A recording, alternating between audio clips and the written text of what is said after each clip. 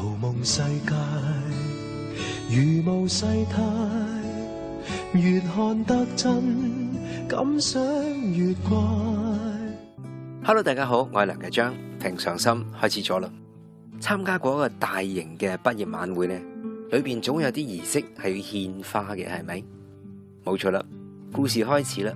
有一個學生，佢揸住一束鮮花，要喺一個好偉大嘅畢業典禮上邊獻俾校長。點知道太心急、太緊張，將嗰個鮮花咧遞俾校長嘅時候咧，校長都未接好，佢就縮手咯。於是花就噗一聲跌咗落地咯。嗱，講普通話嘅朋友，落地同落地咧係一樣音。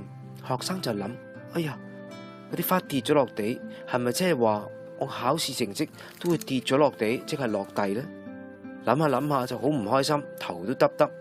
個校長見到，即刻就執翻嗰啲花就話：好啦好啦，啲花及地啦，及地咧同及第咧，又係好似嘅音，但係個意思就爭好遠啦。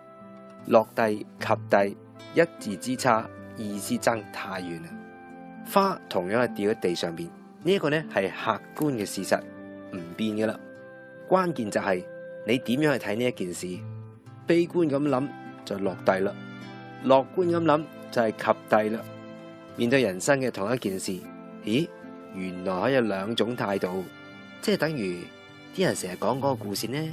一杯水你可以好悲觀咁諗，哎呀得翻一半，亦都可以樂觀咁諗，哇仲有一半，係咪好有唔同嘅效果呢？有一個商人呢，借咗半個銅錢俾隔離村嘅人，但係呢個人好衰，借完錢一直都唔還。呢個商人成日諗住，我要攞翻我欠我嘅錢翻嚟。於是呢，佢有一日就坐船過河啦，親自去呢一個人屋企攞翻半個銅錢。真係唔好彩啦，主人不在家，嗰陣時又冇手提電話，唔可以預先約，唯有呢跑個空翻屋企啦。嗰晚坐喺度，越諗就越唔開心。點解啊？佢為咗追呢半個銅錢呢，又坐船又食飯，花咗5個銅錢，一來一回，仲蝕咗添。嗱，呢個故事係咪好似好奇怪？冇咁蠢嘅人係嘛？有噶。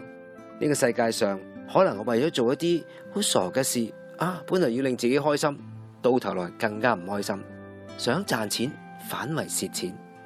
咁所以人點樣先開心？人點先係一個富足呢？有陣時就要從自己樂觀嘅態度去睇。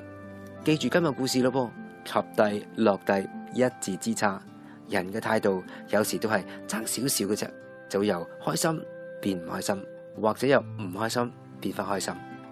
好啦，平常心，我哋下次再見。